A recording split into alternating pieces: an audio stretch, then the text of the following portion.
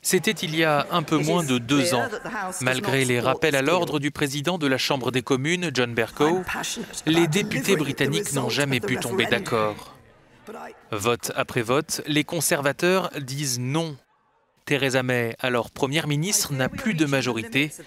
Elle est forcée de jeter l'éponge au profit de Boris Johnson.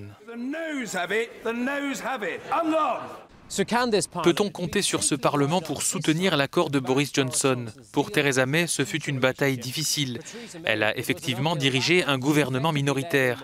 L'accord initial ne plaisait pas aux partisans de la ligne dure et les opposants au Brexit y voyaient encore une chance de l'arrêter. Mais c'était l'année dernière et cette fois les circonstances sont différentes.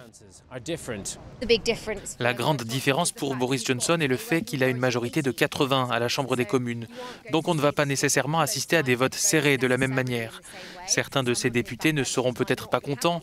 Il y aura peut-être des petites rébellions. Mais je pense qu'il aura probablement un soutien pour faire passer un accord. Boris Johnson a fait campagne pour le Brexit et a déjà choisi de contourner le Parlement par le passé.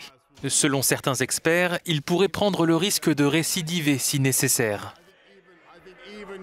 L'autre option serait d'utiliser les pouvoirs existants dont il dispose déjà. Mais dans ce cas de figure, il y a un risque que les aspects de l'accord qu'ils ont conclu avec l'UE ne puissent pas être appliqués parce qu'ils n'ont pas les pouvoirs nécessaires pour le faire.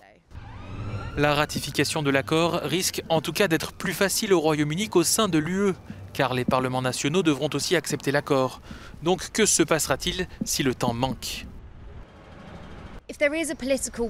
S'il existe une volonté politique de gagner du temps, les juristes des deux partis trouveront des moyens de contourner cet obstacle. Mais il n'y a pas vraiment de temps pour se mettre d'accord sur cet éventuel délai supplémentaire. Le temps est court, mais la volonté semble forte de réaliser le Brexit, comme le dit Boris Johnson.